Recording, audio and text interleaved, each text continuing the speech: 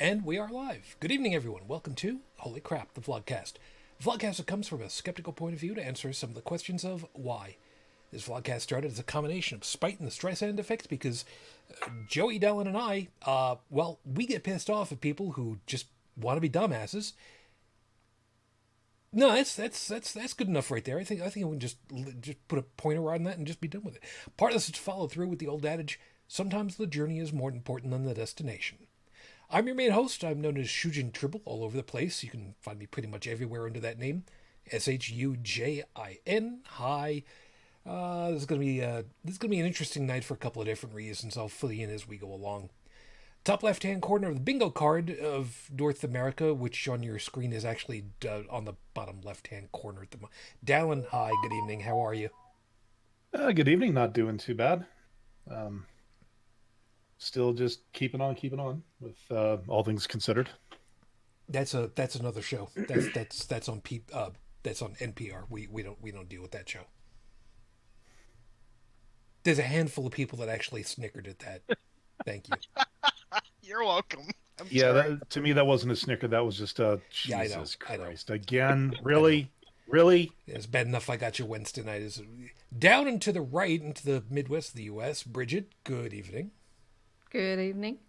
Moving off a little bit further towards the seaboard, Unredo Tech, good morning. Good morning. And cross it's actually raining, which is nice. I like the rain. I find it to be soothing. That, and I have a whole bunch of wild onions growing in the planter next to my lawn. And I was just thinking, I really need to water these. Not anymore! Nope. Yeah, and I was just thinking Eddie Rabbit, but nobody remembers Eddie Rabbit. And across the water, over into Paris, France. Good morning, Joseph. Good to see you. How you doing? You're muted, by the way, buddy. Yeah, I'm just kidding. Yeah, fine. How are you guys doing over there? I can go ahead and say that for right now, for myself, I'm doing okay. I did not have a really great day Thursday, but I ended up having a good night, and it's actually carried over. I got some good stuff done on my computers, so I'm pretty happy on that part. Awesome. Yeah, so Hexadecimal, my home server, I finally figured out what part of the problem was with me trying to share a RAID array for keeping all of my music. I read your report. I'm going, you know what? He learned that lesson in a shorter period of time than professionals that I have worked with. Yes. And honestly, without sarcasm, truly, bravo. Yeah, so the short version of it was, I was trying to share a RAID array on my home server, codenamed Hexadecimal, because she's been a pain in my butt for too long. And I mounted the RAID array into the root directory, which in the Linux hierarchy, nobody is supposed to have access to that if they're not actually physically sitting at the keyboard. So when I tried to access that from my network, and it said, nope, not allowed to go there. Okay, why? Oh. So after doing a little bit of Google foo, it finally turns out the error message was basically saying, dude, nobody's supposed to be available to access that, so you need to mount that somewhere else. Oh, okay, so what if I mount it inside of Hexadecimal's own user directories? Yeah, okay, that's fine. Okay. So I transferred all of my Jack Benny podcasts and a bunch of My Little Pony music, shut up, into the thing just as a test, and I can pull up on my phone using VLC, which, by the way, VLC, oh, thank you guys. I can pull up one of the Jack Benny episodes, hit the play button, and it plays almost as quickly, literally almost as quickly, as if it were locally loaded on the SD card in my phone. You're limited by the speed of your home network at that point. And considering it's all gigabit? Yeah, you're good. Yeah. So I can run the Minecraft server.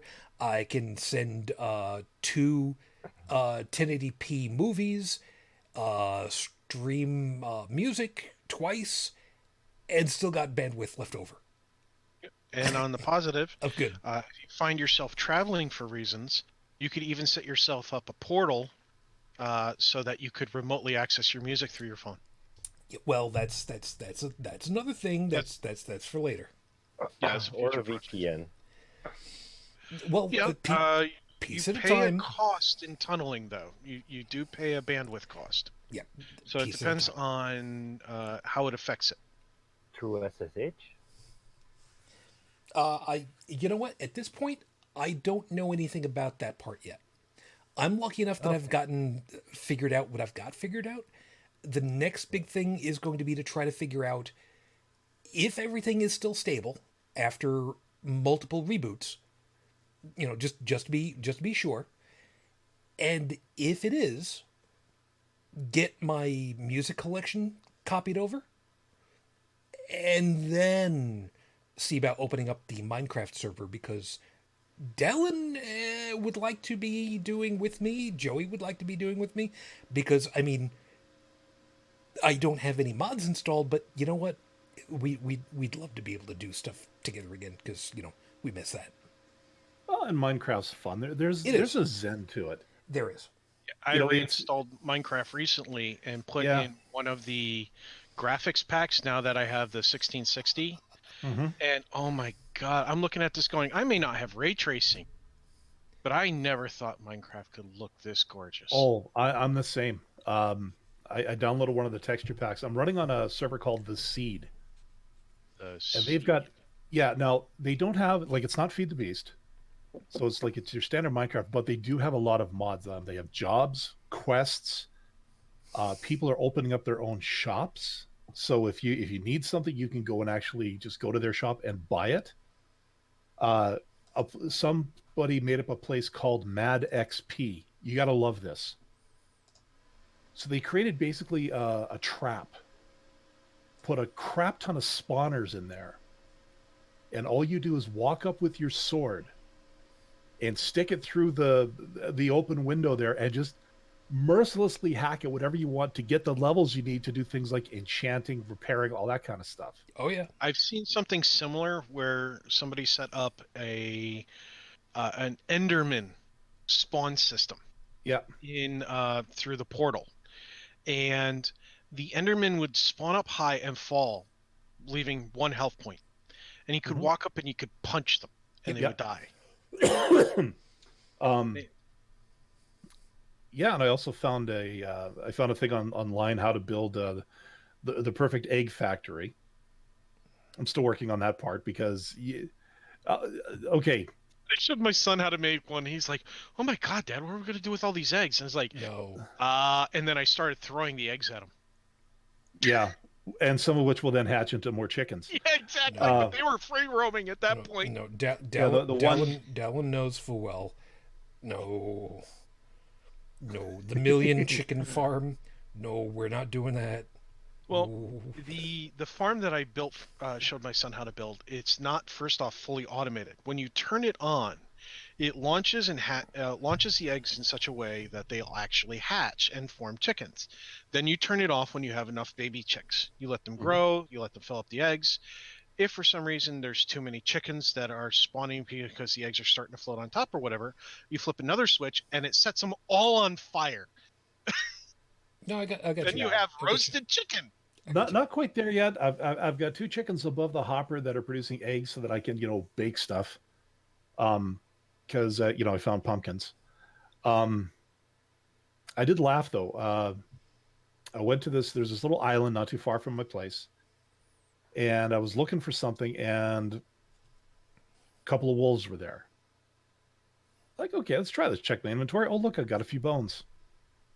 And I've also got some zombie meat, because as you do. So, feed the bones. Suddenly, wolf's got a red collar. Okay, cool. Go to another wolf, feed him a bit more. He's got a red collar. Now I've got 2 that are following me. Like, okay, feed him a little bit so they get the love hearts. Yeah, they were both in close proximity. Suddenly I had 3 wolves. And let me tell you, having 3 guard wolves when you're down mining in a place that's rife with silverfish is fun.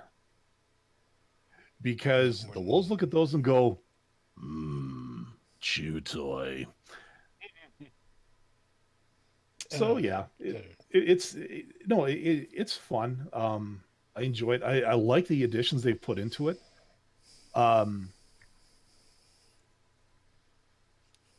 My only thing is that, well, I don't know enough about redstone stuff. I got a nice rail system right now for one of my mines.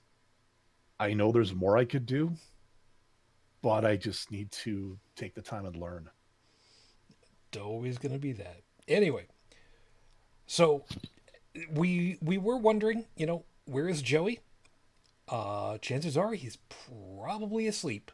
He might end up joining us. We'll have to kind of wait and see. And if he's sleeping off, considering he was sleeping off last night too, yeah, you know what? We're not going to blame him one bit. Yeah, guy works for a living. Yeah, you can't fault him for that. Nope. So, as I want to remind everybody, if you are watching live, of course, as usual, feel free to go ahead and utilize the live chat. Nobody here at the moment, but that's okay. That'll change. There is the possibility that someone from my past might be watching, paying attention. My mom might be watching at some point. And she said that, she's been up late lately, not been able to sleep. And I told her about the show, and it's like, you might be able to fall asleep to us. So it wouldn't be the first time I've heard that. I wouldn't take it personally. But so should I be going for like the therapeutic Barry White voice here tonight? I don't think that'll help. I don't know. But Hi, Mom. Well, just in case she shows up, hi, Shujin's mom. Yes. So we'll see how this plays out. It should prove to be interesting. In any case, there's stuff that we're going to end up talking about that's going to be a little bit more light than other stuff, and probably give a lot of folks a nice warm. So we'll deal with that. Let me get everything started out, however, with you, because opening tonight, you guys know full well I don't write my openings. So when I've got one that is written, you can pretty well bet that there's something kind of special about it. So with 5 minutes on the clock, your 5-minute freestyle starts right now. And I have to admit, full props go to Eric Pelham over on Facebook, because he wrote this on the 22nd, and I read it, and I asked if I could read it verbatim with proper credit, and he said, basically said, just go for it. Go right ahead. So, from him, Vegas peeps, let's talk for a second. Listen, we need to talk about your mayor. It's not staying in Vegas. It's flowing out across the globe. Now, we've tolerated your tacky, déclassé, VD-infested schlocky shtick because you promised it would stay in Vegas. But here we are. Now we're all going to have to get a shot to stop the spread of the dumb.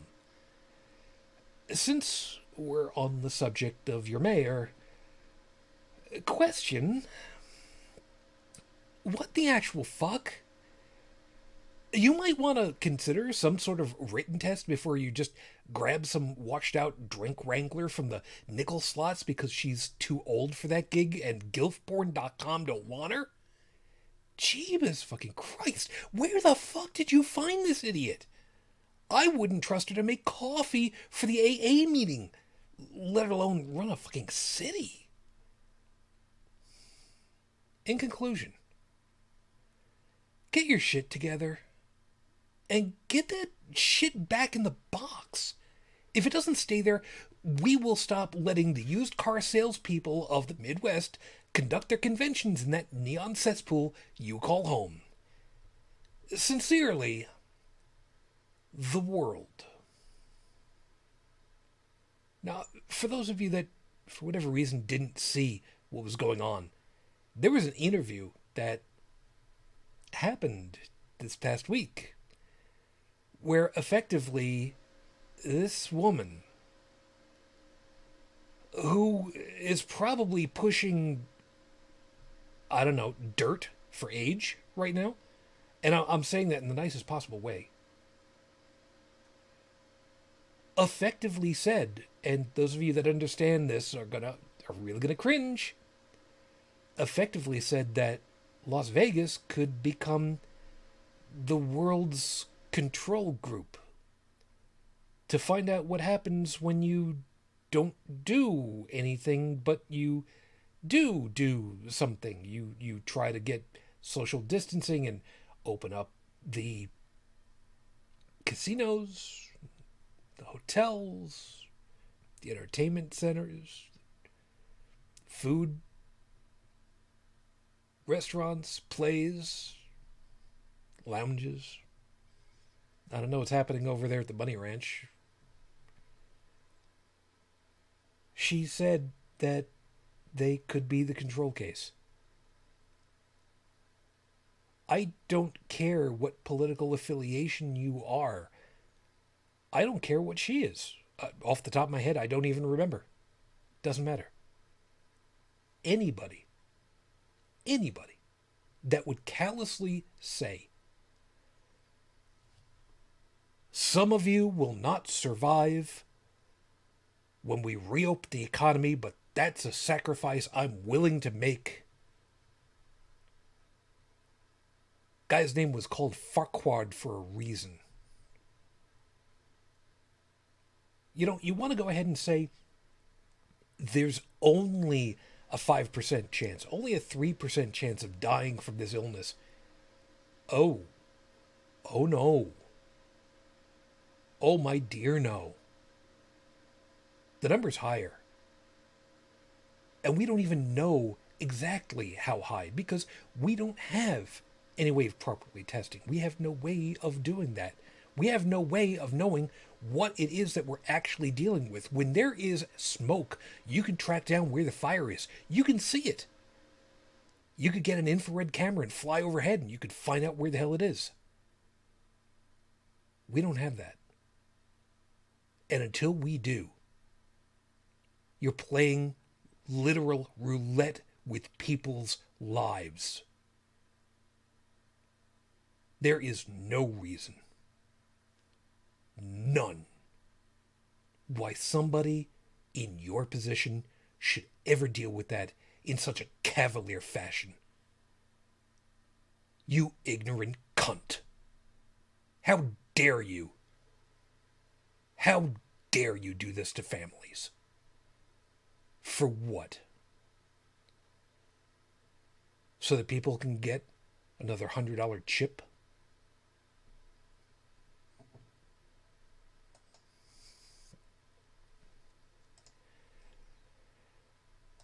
This is episode 308 on the docket, Your Honor. Family of choice is still family. Earlier this week, as I put in the show notes, Drunk Suzy, who, she's a love. She really is. Drunk Suzy put up the word in social media and included a whole bunch of people, myself included, that she was feeling kind of, left out of stuff because ReasonCon 3 was... Actually, Bridget, help me out here. What was it, 2 years ago? 3? Do you remember? I think it was 3 years. Yeah, because Tiny Tribble was a freshman at the time. So 3 years ago. And we were expecting at the end of ReasonCon 3 that it was going to be 2 years until the next one. That's what we were told. Yeah, that was the expectation, and things just didn't get to happen, which hurts. But like I said, drunk Suzy kind of felt alone and missed everybody and said, we need to get everybody together. And Zack from the Zachrilege show said, okay, let me make a thing happen. And did. I was there. Bobby and Suzy and Bill and Ted and Alice and a couple of us were there, and we had the chance to just kind of talk. Sometimes that's all you need, and that's why tonight's going to be kind of low key, and we're just going to talk about just being here for each other. Because, like the title says, sometimes family of choice is still family. Lord knows Dalan and I can attest to that, but we'll tell you a little bit more about that.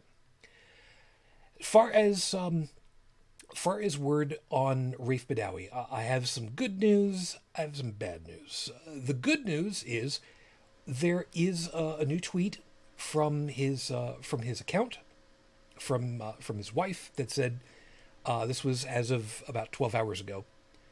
2 weeks ago, so this is the first we're knowing about it, my husband, Rafe Badawi, informed me that prison authorities gave him a permission to call us, his family, twice a week, on Thursdays and Sundays. We were very happy, and yet he did not call since that call. With the concerns that we've had with this pandemic going around, we, of course, are really concerned that folks in that situation might be in dire straits with their health. There's not a hell of a lot of anything we can do about it, but we're at least aware of it to a certain degree. There is also another piece, which is that, according to the BBC, Saudi Arabia is looking to discontinue floggings as an official. Now, unfortunately, we've heard good and bad. We've heard, stuff like this, not quite like this, but that there are supposed to be some progressions happening. We kind of have to take this one with a grain of salt and see how this plays out. We can hope. Unfortunately, however, we do not have any word that he has been released. Ergo, as of the recording of tonight's show, this has now been 7 years, 10 months, 10 days since Rafe was unjustly incarcerated for thought crime. Our thoughts and our hopes are still with you and your family, and we're still waiting.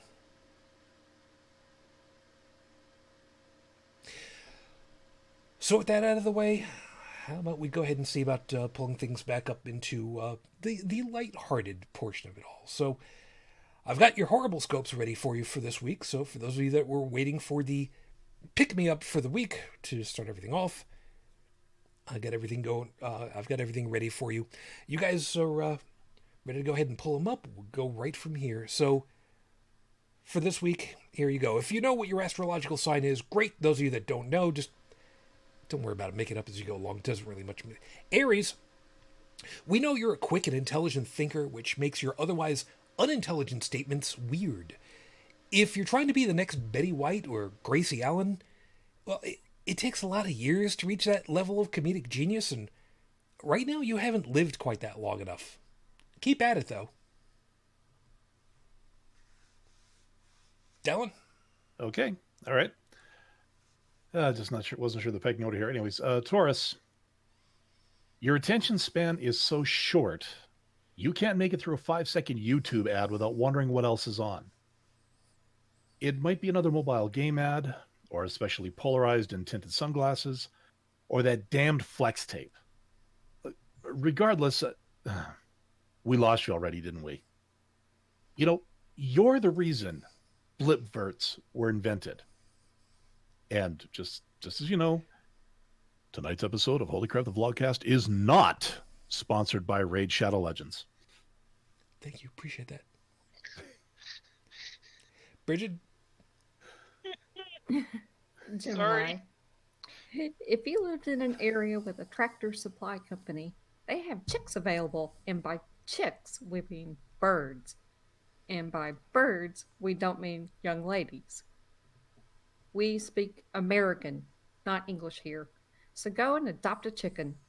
When it grows up, you'll have a miniature T-Rex as a pet. How metal would that be? Deck. I'm sorry. Cancer. Cancer. We're having an existential question about this one. If we tell you to give up on your dreams, but your dream is to be able to lucid dream, what does that mean, really? If you've been trying too hard to do it and just need to relax, does that mean our advice was right? Or are we just telling you to ease off on an unattainable goal and try for something more in your abilities? We don't know! Joseph. Joseph? Yeah, right here. Leo. 1 second. Okay. Gemini. Nope. You live in an No, area. Leo. Oh, sorry. Leo. Leo. Oh, I'm sorry. Leo. Most Leos like to pick on small people, and it boils down to one of two reasons. Either A, you just want their affection but don't know how to just open up and say it, or two, you're just so happy to no longer be the shortest person in the room, and you just want to bully someone more your size for a change. Cut it out. I was specifically thinking of Suzy when I wrote that one because she's tiny. So, you know. I'm glad I'm over here where she can't get at me, so I'm good. Virgo. What's black and white and red all over? Yep, it's an embarrassed panda. Yeah, the old dad joke answer is a newspaper, but nobody knows what that is anymore. The fact that you remember that version means you're old too. Okay, so how about this version? What's black and white and red all over? Rorschach's mask. Okay, Libra. Now, some people might find this career suggestion a little morbid, but trust us, it's timely. Taxidermist. There are people going out hunting for food like deer, and this can be an ecological good. Some will want to have their prized 10-point buck's head mounted on the wall. So here's what you do. Offer a stupid high discount for anyone that brings in a kill that they got barehanded with video proof. This way, old Bambi has a fair fighting chance. Scorpio. Life is passing you by only because it's in better shape than you are. You could do some cardio to catch up, or just wait by the jogging path with the softball bat. Life moves a lot slower when it has to ice its knees every hour. Remember what Shepherd Book told us about the Bible and violence? It has very specific rules against killing. However, it's somewhat fuzzier on the subject of kneecaps. It's true. Sagittarius. Your master plan for world domination will never work because it involves you at the helm. And now that we've told you about that paradoxical shortcoming, we know that you'll reevaluate the whole plan, all the way back to the blueprints. Trouble is, nobody uses actual blueprints anymore. Best we can suggest is just use a chalkboard. Just stop using grease pencils on them. That isn't how that works.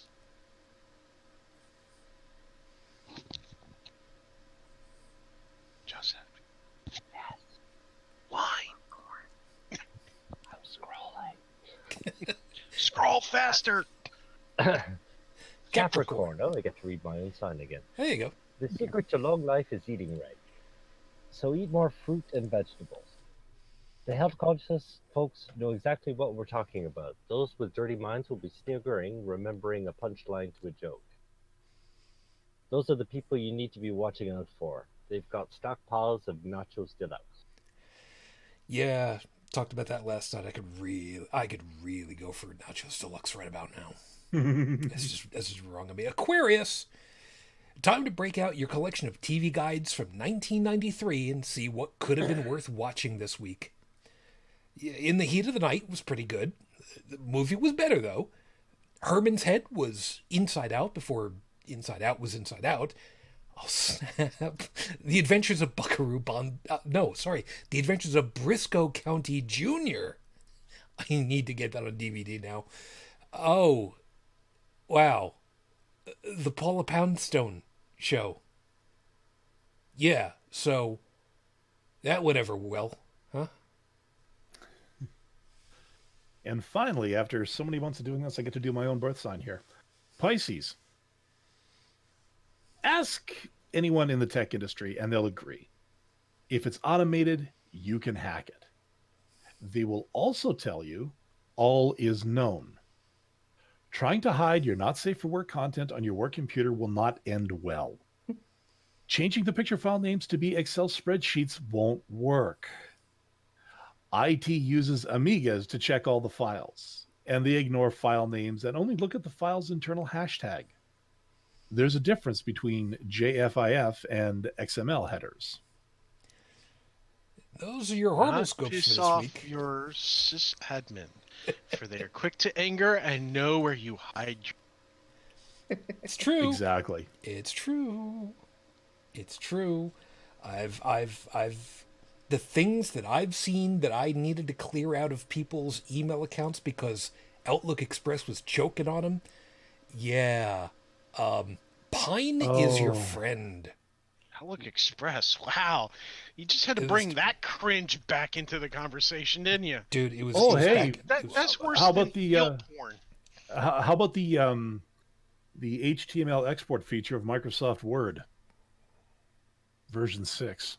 If I It'll ever hurt you. figure out where you live, you're gonna have a bad day. Remember the days of the 2 gigabyte PST file limit? Yeah. Okay. You remember when Microsoft Works was not a joke because it actually worked? I think that was DOS 3.0. That was actually before my time, but I was actually using Apple Works at the time. Same thing, different platform. Yeah. I'm not even going to bring up the idea of using Kermit file transfer. Thank you very much. Been there, done that. I Yeah. remember making a teacher cry when I, the student, had to teach him how to use an Apple IIe. He was a computer teacher. Well, I mean, That's let's okay. be fair. That's not exactly. And the computer. irony of that was, I grew up in an IBM family. Yeah. I out Pascal'd my teacher. That's great. That's fantastic. I love it. It is what it is. It is what it is. So, like I was talking about earlier, yeah, this was kind of an interesting week. Like I said, with Suzy basically saying, "Look, I need my peeps," and seeing how a bunch of us basically just said, "You know what? Okay, I'm on board. Let's go. Let's do." And we just did. Because we just did. And earlier tonight, the Felly, who is the head of Dark Bunny Sauces, who has been on the show before, I got to get him back. I got a number of people got to get back, decided that since Fernal Equinox was canceled up in Toronto, which is the FurCon that I go to, in March, normally speaking, the charity, obviously, because there's no con, there's no money coming in for the charity. And for us to do $10,000+ in donations to the charity collected on the weekend, yeah, we've been known to pull in a lot of money. And the fact that they're kind of missing out on that, he wanted to do something special. So he's kind of figuring a way of organizing a fund so that people be able to, donate to the cause and still get them some money. Don't know how much, but, gonna give it a try so that they get something at least. Because let's face it, these animal groups, rehabilitation groups especially, they can use the funds. They really can. Yeah, I mean, it's got to be costly to airdrop a wolf into a moose population. I mean, think about the body armor that you have to put on these guys, the ammo. You know, are they doing spec ops kind of attacks, or are they just going all, like go in and tank everything? Leroy Jenkins. Okay. Funny thing was, a buddy of mine, his original persona was a wolf, and he always wanted somebody, because like he and I were talking one day. There's the I don't know if there's a picture, if there's video or something about Sarah Palin joining a wolf hunt in Alaska from a helicopter. Too bad I kept suggesting to him, we should do a role reversal. Basically have your persona hanging out the side of a Black Hawk with a chain gun, going after her. See, there's only one problem with stuff like that. I've seen where you have these weird people who get a hard-on for their guns, and they're not ashamed of it. And they'll put up pictures of whatever liberal this, Democrat that, independent so-and-so, never the Republicans, but targets, and they'll shoot the paper targets, and they'll say, we're just blowing off steam, it's nothing, it doesn't mean anything, it's safe, Sure it is. You guys go for guns the way people go for their prom date. It's creepy. Well, and if the food supply chain goes down, you know who their first targets will be. Exactly. And but when somebody jokes about doing that about somebody from the Republican, the GOP, or the conservative sides, or something like that, they got all defensive. You can't do that. That's wrong. It should be illegal. You should go to jail. And it's like, wait a minute. So what you're saying is it's okay for you, but not okay for me. Dick, why can't you just do it the right way? Everybody loses their freaking minds. Look, you cut off somebody's eyelids, right? And nobody bats an eye. You remove everybody's brains, and what? Okay, because they all lose their minds. Now you're talking about Philadelphia, and we don't want to be talking about Philadelphia. There are a couple people who know what I'm talking about. Yeah. But the truth of the matter is that there are a lot of people that they look at this and they go, "This is all right for me to do. This doesn't mean anything." And then they see somebody else do it and they go, "That's wrong. They shouldn't be allowed to do that." And it's like, yeah, you need to sit down and reevaluate your life at that point. Please seek psychological counseling, because if what you're doing is wrong for somebody else to do, especially if neither one of you is harming anybody, then you've got something wrong with you. It's the hypocrisy of tribalism is what it is. Oh, ain't that the truth? And then it's all in the optics.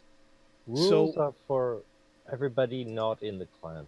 Yeah, rules for thee, but not for me. Yeah. And the thing is, it's and sometimes that's part of what's giving me burnout.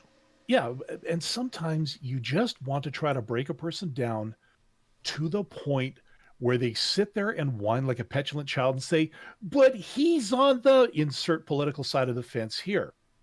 And if you can get someone to boil it down to that simple, obvious, but humiliating reason for why you're pitching a shit fit over the action that seems okay for you guys to do, but if these people do exactly the same thing, i.e. playing by your rules, you flip your shit.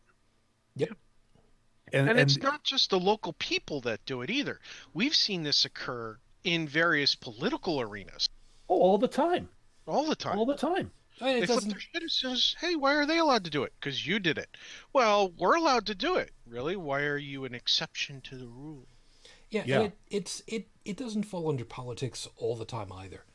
I No. mean, it goes for religious items too. I'm just And saying, I'm I gonna was just bringing up the politics of it No, because no. it's more prominent right now. Dalan was right. It's clan behavior. yeah Yeah, it's tribalism. yeah And, And- Any It- clan. It can yeah, be and it religion, doesn't matter. It can be, well, yeah, like you're saying, Joseph, it could be political, religious, social, hell, Kardashian fandoms, follower. fandoms. yeah. Oh God, yeah, no.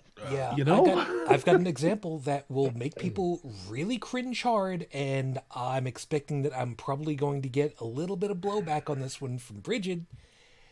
The groups that go ahead and say, well, what do you mean I'm not allowed to circumcise my son when the guys over there in Brooklyn are doing it and sucking off the blood off of them after they do it ceremonially, and they're allowed to do it? They get all the fun. Oh God, that's not. Fun. Well, I mean, I don't know And what all the you want me herpes. to say. Yeah. No, it's just that, you know, there are groups who have said, and I think rightly so, genital mutilation of an infant is not a social good. Yeah, regardless Oh, of well, gender. it's not for religious or other reasons. And really, why are you stopping at an infant? Because I mean, Well, I mean, messing it's with the possible junk for at any older age is not a good thing. Wait, hold Well, on. What was that, I mean, Bridget? there are some medical, conditions that do need correcting, and people, older people can get circumcisions for those. But Okay. Hold on a second though, because this note brings up two pieces. One, a medical condition that one would expect would be handled by a professional surgeon, surgeon, and yes, two, later in life, if people choose to do that for themselves, they are then of consenting age and are entering into such, again with a surgeon, one would expect, yeah. willingly and knowing what the possible outcomes, and they've made an informed choice, one would hope. Yeah. But You it's know- not a harmless procedure for infants. I mean, they do experience pain. There have been Trauma. I mean, let's call it what it is. It's mistakes trauma. made by like mutilating someone to where they end up having to have corrective surgery on their penis because it's almost cut off, and You to know, have infants die from bleeding to death. That's just there's bueno. Syphilis, one of the gonorrhea, episodes, herpes. one of the episodes of Penn and Teller's bullshit. Yeah. They get into the whole circumcision thing, and depending on which version you see, they get graphic. They actually show the tools. They show the tools in use, and again, speaking as a male, and I'm gonna let the ladies here who are listening on a little secret. It's not a conspiracy. It's true. Every male on the planet is psychically linked via their junk. So Yeah. when one gets hurt, we all feel it. And as somebody who's grown up Jewish, who's actually seen a bris firsthand, Yeah. at least if it's being done by a surgeon, there's the chance for help if something goes wrong. When you have these guys these old farts come in, real old dude, right? And the tool it's this long thing with the snip at the end. If you got a good look at it, you would think it was designed for taking the end off a cigar. Well, to be fair, No, because Sometimes a cigar is just a cigar. because I was going to say, Dalan, I take umbrage at the idea that we all are psychically connected to our genitalia. I refuse to call it junk because mine is actually special. Thank you. I don't really want to have any kind of psychic connection in any way, shape, or form with yours. Thank you. That's just me or anybody else's. I've got as many as I need, and I've got just the one. Thank you. Then let me ask you this. Mhm. You're watching a movie or a YouTube video of, spectacular fails, and you see somebody take a shot in the crotch that looks debilitating. Oh, like every episode of Jackass. Never Okay. seen. Never seen. Or the fight scene from Hot Shots Part 2 where he knees the guy so hard. Oh, Thank you. Tech, you've just Exactly. exemplified my point. You can Right. empathize. If we witness it, we feel it. Here's the thing. Typically, most guys who see that and cringe, it's because it's happened in some way, shape, or form. They fell down at the wrong angle. They had a sports accident. Any number of things. And I had the displeasure of walking around a corner in school one day, and some girl was waiting for one of my. There was a group of friends I hung out with. Some of the members of the group I wasn't close friends with. I was just, they were part of the group. They were acquaintances, and other ones I was close with. Well, one of the people who we were associated with, but I wasn't friends with because he was relatively new, had pissed off some other girl's friend. Called her a bad name. I don't know what the hell it was. Never did get the whole story. But the other girl who was friend of the one that got pissed off, friend of the one who got insulted or whatever it was pissed off and decided to take action. Our group was moving around as we're walking down the hallway, as kids are wont to do. And eventually, he slowed down to talk to somebody else. I'm in the lead. I turn around the corner, and a single foot in stiletto high heels, pow, right between the legs. I was in such shock, I didn't feel a damn thing for the moment. And I realized what had happened. So I told her. Those were the best 0.3 of a second of your life. Yes, because I knew what was coming.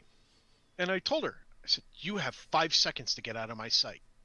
And she turned white as a sheet, realizing that what she had just done is pissed off the wrong person. And he was still standing despite a debilitating blow. She and her friends ran like their lives depended on it. And they did. And it did. Ish. A little bit. They ran around the corner. The second the last one turned the corner, I collapsed like a sack of bricks. Oh, I had never felt such pain. Never. And I had sport. I played lacrosse. I played soccer. I played football. I've had that. Oops, yeah, right in the kisser, only downstairs, so to speak. And this was worse than any of them because of that pointed shoe, whatever. Every time I see some guy take a shot, that memory replays itself. Yeah, and it's not just for guys. Ladies know it too. I had a girlfriend who fell the wrong way, and she was in pain on the ground. I was like, "What's wrong?" And she goes. She told me what happened. I said, that doesn't happen for girls, does it? You don't have anything in there. She goes, you don't get it. It's more sensitive than yours. I was like, I learned something new that day. I have no idea how we got to... Doing the medical research, I was reading medical books, and it turns out that women have more nerve endings in one tiny little spot than us guys do in that whole area. Because it's all concentrated. So when they take a foot between the legs or something akin to it, it's even worse for them. How the hell did we end up going all the way down into this particular rabbit hole from me congratulating us on helping drunk Suzy feel better? How did I do that? Did drunk Suzy kick somebody between the legs one day? Shh. No, I think... verbally. She...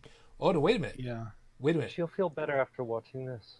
Yeah, I was going to say, she's probably, if she's watching this, and if you are, hi, Suzy. Hi, Suzy. No, I have no idea who you are.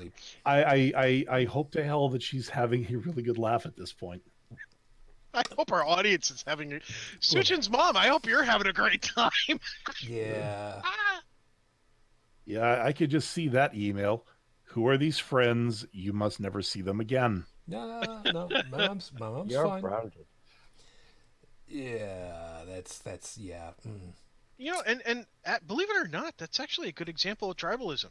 Here's a young lady who was defending what she felt was the honor of another young lady who was her friend, that had been tarnished in some way, shape, or form. Her friend had been hurt. She was going to hurt the person that hurt her. Now, in defense of the woman who kicked me, she had the brass cojones to come up to me a day later because she probably knew, was smart enough not to approach me the same day. She came up to me the next day and she actually apologized to me.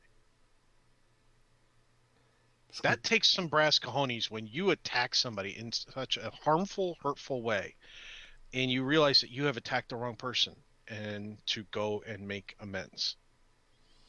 Well, I told her. I told her I was still pissed. It's going to take me time to forgive you, but I will not forget the fact that you apologized, and I will eventually forgive you. But right now, I'm sore. So, not yet. But you know, she was defending what she felt was hurt of her friend. She went about it the wrong way. But it's part of tribalism again. And we're seeing that everywhere. I have talked to people in these last 4 weeks online, audio, sometimes video, who are Trump supporters. Now, some of them are questioning their Trump supportage, especially with most recently the whole disinfectant bullshit. Good. Got a Yeah. story about that. And you know what it is? The ones that are questioning it aren't questioning him because he recommended injecting basically the equivalent of Lysol into your body, or putting a tanning bed inside your lungs. It was because when he was questioned about it, he was saying, I didn't say that, or it was sarcasm. And they hate the fact that he rolled back on it. Yeah. That's what's getting him. It's like, okay, so it's not that the fact that he's been giving bad advice. It's not the fact that he's been getting people killed. It's not the fact that he has FEMA interfering with doctors and physicians and nurses getting the PPE that they need to survive so they can help the rest of us survive. It was the fact that he rolled back on a statement that's getting you. Holy, what the hell? The funny thing is,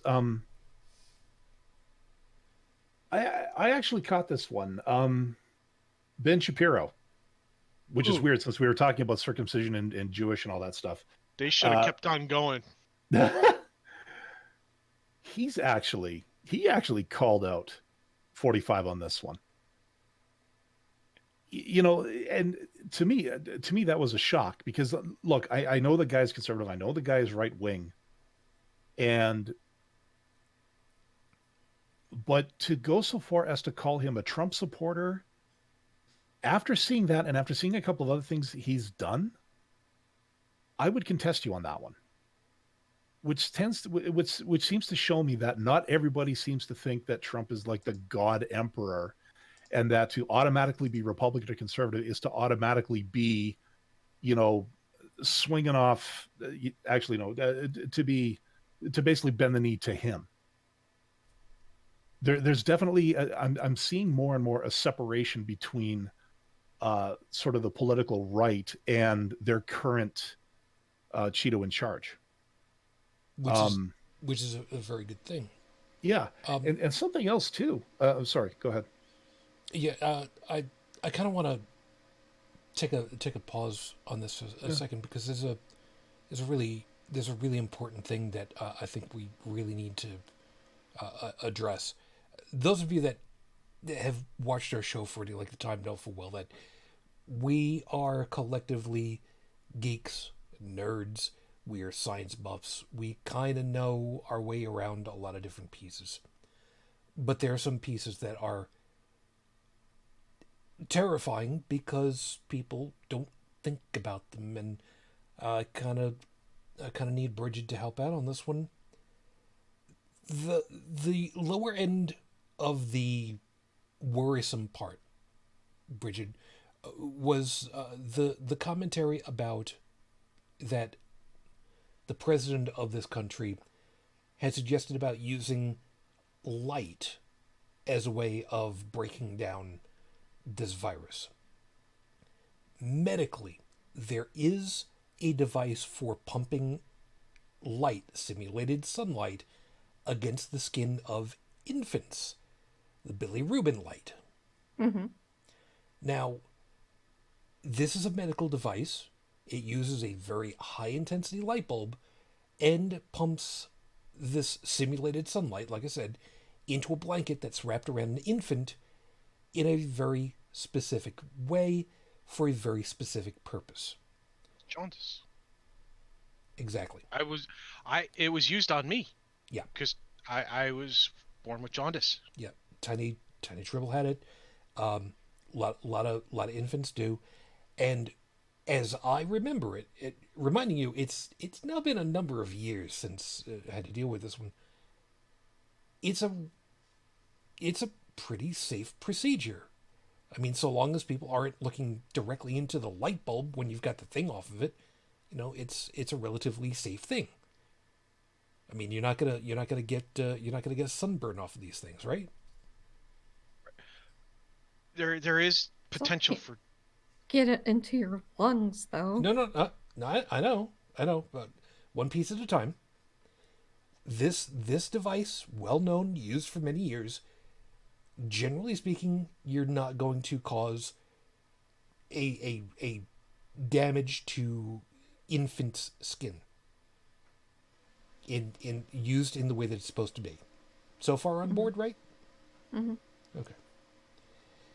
The idea of pumping this light into someone's lungs could be achieved by using fiber optics, but to say that this would be uncomfortable to begin with would not even be doing it justice, I don't think.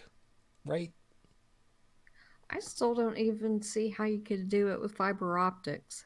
I Um, just don't see it. if I may, there is precedent.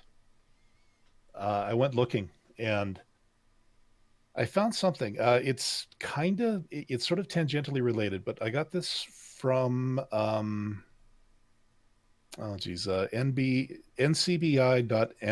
ncbi.nlm.nih.gov. So So it's something. yeah, um, this was published in 2017, Mm. and it's titled "Ultraviolet Blood Irradiation." Is it time to remember the cure that time forgot? Uh, the abstract, here's what it's saying is, I'll just quote the first couple of lines here, if that's okay. Yeah. Ultraviolet blood irradiation, or UBI, so not universal basic income, just for the yang gangers out there, was extensively used in the 1940s and 50s to treat many diseases, including septicemia, pneumonia, tuberculosis, arthritis, asthma, and even something I can't even come even close to pronouncing. Hey, I think I did pretty good with what I saw. Go ahead and put it in. Let's see. Okay. 1 second here. We have this come up every once in a while on a Friday night show where Yeah. there's a word that's just like, I can't pronounce that.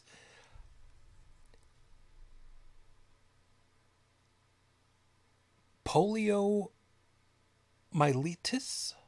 Myelitis. Myelitis. Poliomyelitis, so whatever Okay. that is. Anyways, the early studies were carried out by several physicians in the USA and published in the American Journal of Surgery. However, with the development of antibiotics, the use of UBI declined and has now been called, quote, the cure that time forgot. Okay. Now, it's still controversial, apparently. And I would assume that, antibiotics probably do a better job at targeting some of the things that they mentioned.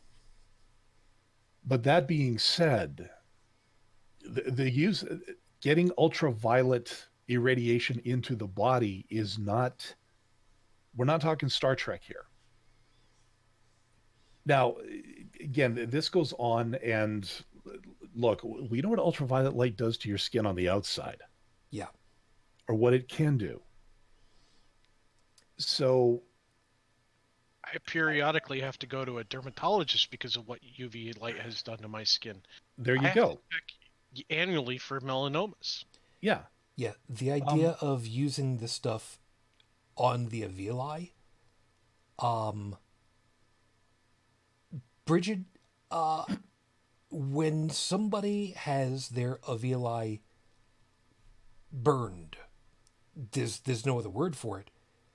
Generally speaking, it's dead and gone, and there's not much recovery from that for the areas that are affected. No, Well, they can't regenerate. I mean, they're just dead. Yeah, this isn't something you can regenerate with stem cells, I don't think. no, it's not like a liver Um, where you can And take a you portion, kind of need those just a little bit a for little bit. gas exchange. yeah, and I'm not saying that this is a cure, No, but no, no. all I'm saying is that It's not without precedent. yeah, which means some of the work has already been done. Could they dust this off? Considering what now, almost 70 years have passed since the last time it was used. You know, have we maybe learned a little bit of something that maybe could be applied as another? Let's see if this works, Okay, well, because we're at that stage right now. okay. So holding on to that for a second. So there is the possibility of something that, done incorrectly, could end up scorching the insides of people's lungs, which has a very bad tendency of causing what's the proper term for it? Asphyxia. Pretty sure that's what it is. Asphyxiate. Well, but the thing is, at the very least, this is not something this is not a device you can go buy at a pet store to do something else. And I'm glad that you put that there that way, because here's the other part. The other thing that we have heard is the ramblings of a delusional madman who made mention that various disinfectant products might be useful. If you mix the wrong ones, you will create either ammonia or chlorine gases. Would anyone care to remind the studio audience what these gases do to lungs? Oh, this is high school chemistry for me Yeah. because I'm that old. It's This is also why, yeah, it's this is why you don't mix Sanaflush and Javex in the toilet at the same time, because you create that wonderful blast from the past that they called mustard gas. this is World War One. Yeah,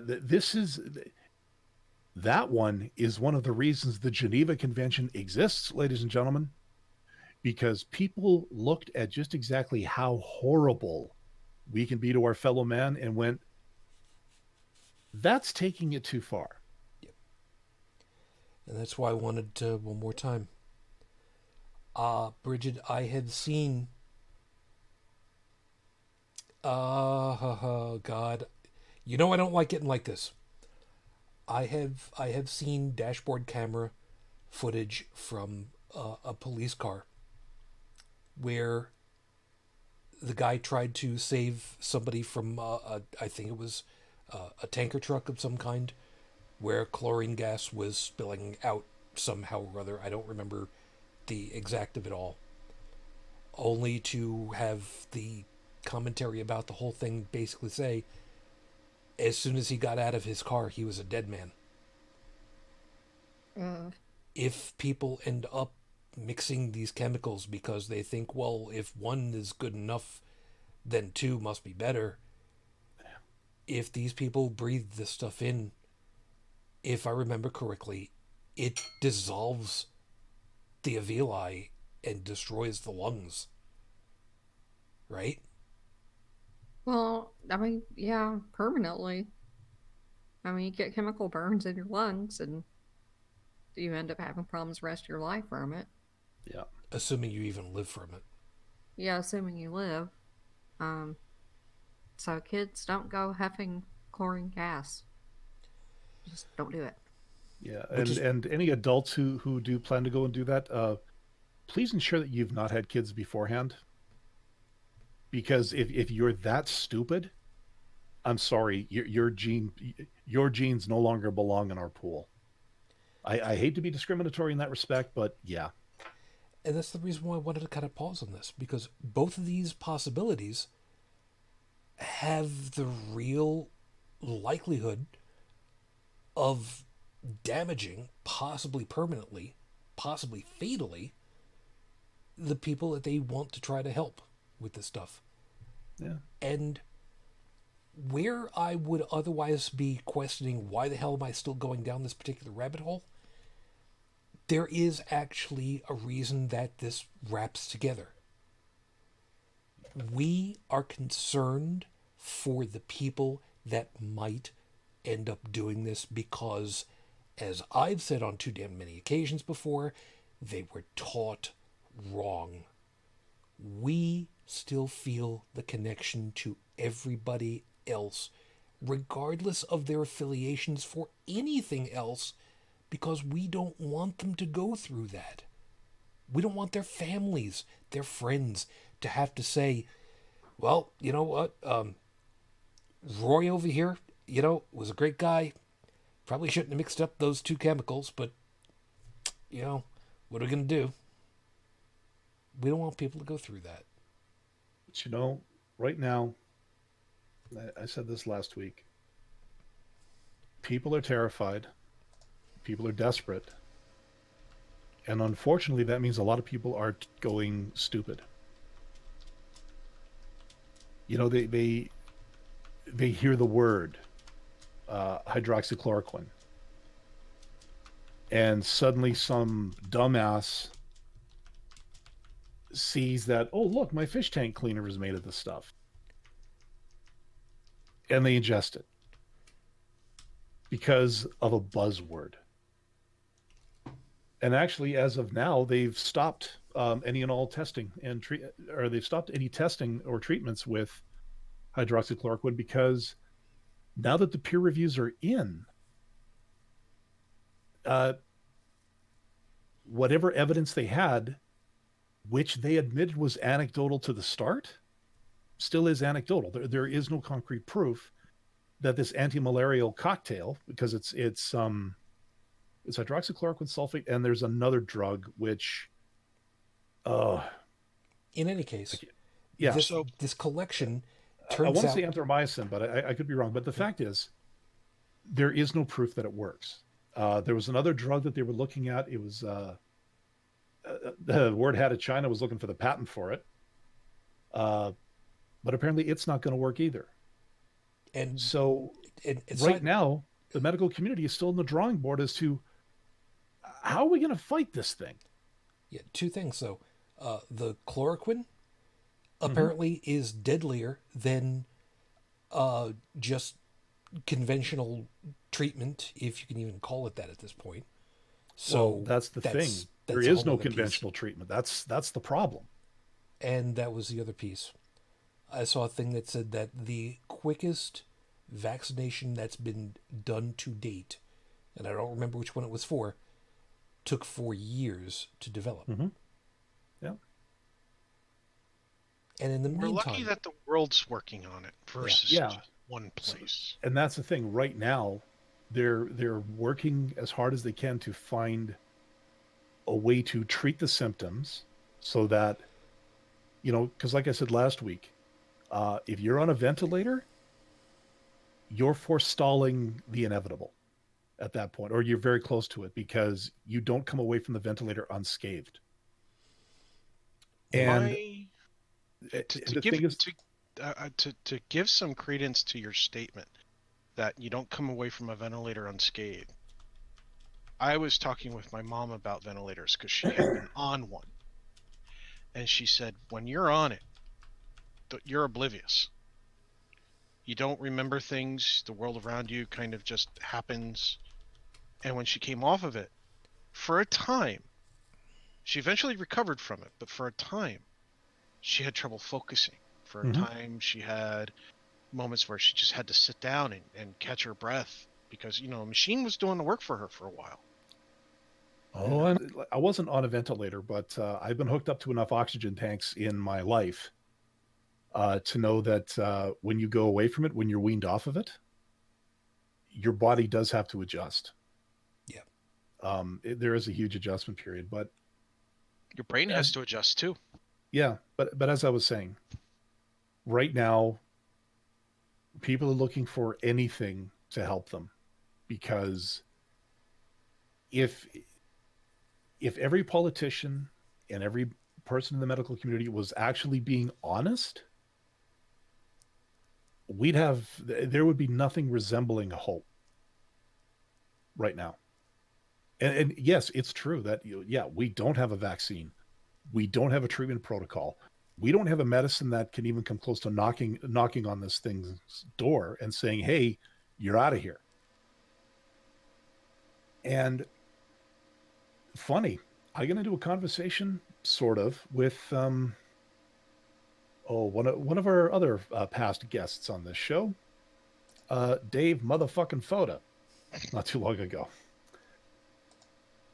And after watching this video or this clip he posted, I realized something about Trump that okay, maybe I just missed it. Have you ever noticed when he talks, if you can bear listening to him, like he'll talk about a certain politician or a certain doctor or something like that, and he says, I just spent time talking with Dr. I'll use Fauci as an example just because it's the only name that comes into my head. So I was having a conversation with Dr. Fauci yesterday. And Dr. Fauci, he's a great guy, absolutely great person, greatest doctor I've ever known, believe it. And then he goes back. And I have to wonder, is he filling the air with his own words to mask the fact that he has absolutely no frickin' clue what he's talking about, and he knows it? Just But giving it a real listening to this guy for like 5 minutes. Again, I'm not a linguist. I'm not a linguist or a linguistics expert or reading body language, but it just felt to me that he keeps talking to compensate for his own ignorance. It's all about the tone. I mean, Yeah. as long as he can convey his an impression of authoritarianism. If I may, his faux alpha male stature. Yeah, I was going to say he's trying to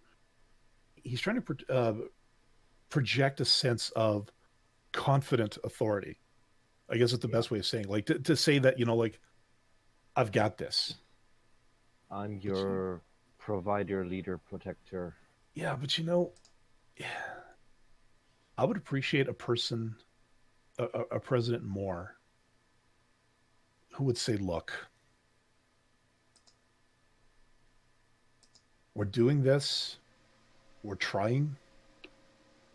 Yes, it looks bleak. We have these things in place. Social distancing. We're trying to keep businesses going because we need to keep the supply chain open, because once we're past this, if we don't have an infrastructure to which we can return, 2 million people may die from COVID-19. 20 million more are going to die because they can't get any food.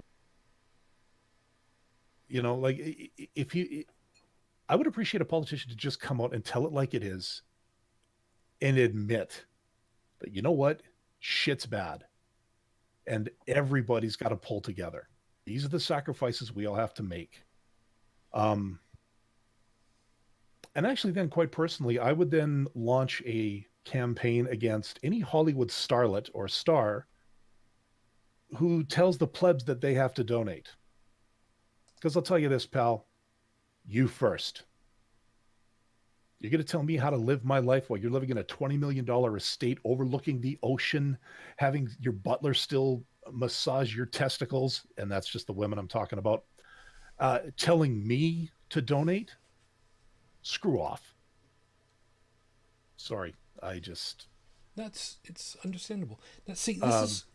I've just lost a lot of respect for Hollywood trying to tell us how to live our lives when they themselves have no freaking clue. how to live. And I saw, I watched a bunch of YouTubers who are YouTube celebrity chefs.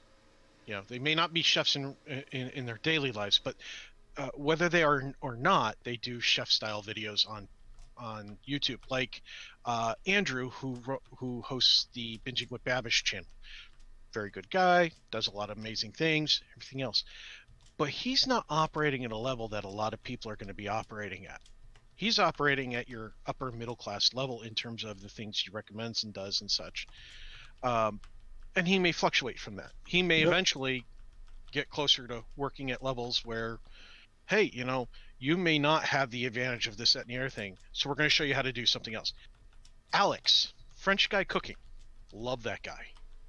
He was in his apartment, tiny little apartment. He doesn't have access to his studio stuff. Mhm. He's like, I wanted ramen, but I don't have the ingredients. He was showing how to take scraps, the kind of scraps that your average person, such as myself, might have lying around the house, and turn that into a beautiful, savory broth. How to make little things out of. He wanted. He made little mashed potato croquettes using little bits of stuff he had left over here. He wanted a barbecue sauce, but had no barbecue sauce. So he figured out how to make it from what he had left. Yeah. And he was giving recommendations for basically ad-libbing. These are the Alex, what he was doing on YouTube was what my grandmother had to do back in the Depression Mhm. when You she know, was a little girl. I found a recipe, or not found, but my mom used to do a thing, and it's an old Norwegian recipe.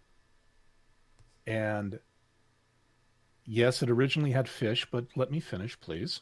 Sorry, I can hear him rolling his eyes. No. I'm in all honesty, the first thing that came to my mind was, wow, Norwegian recipe. Who'd have thunk? Yeah. Anyways, and originally it was a. It's supposed to be a souffle. A But as fish we all, souffle? yes, actually, Fiskegratin, it's actually called. Sorry, my Norwegian is terrible. All right, go on. I wouldn't mind Anyway, getting a copy. no problem. Where do you find out how simple it is? I Anyway, wouldn't be surprised. anyway, Keep going. finish. Anyways, Yep. so, but one of my sisters is definitely allergic to fish. Mm. So, yeah, kind of tough to do. You know what I mean? Yeah. So we have this. So she made a bit of a change on it. So you could use ham, or you could use shredded chicken, or click, which is the Canadian version of spam. If you're really hard up. And I kind of grew up Or on use this. mutton. If you want. But anyways, but of course the souffle requires, like it inflates. Yeah, my mom could never get that thing to do it. But it still, it was good. It was tasty. It was like, it was the ultimate comfort food. And okay, the baked that you had the night you got it was fine. But then when you slice it up and fry it the next day, mwah! I bet. Oh yeah. I bet almost everything the next day where the flavors have had a chance to sit and actually blend together. Yeah. And enhance each other. It's like a really good spaghetti sauce, the kind of sauce that you call gravy, because sauce is an insult at that point. Yeah. And for you Italians out there, you know exactly what I'm talking about. No, I know. And it's never as good the first day as it is the second day. Oh, I thought I heard someone once refer to marinara as gravy, but I could be wrong. a properly made marinara Yeah. is a gravy, is a beautiful, wonderfully rich, wonderfully complex sauce.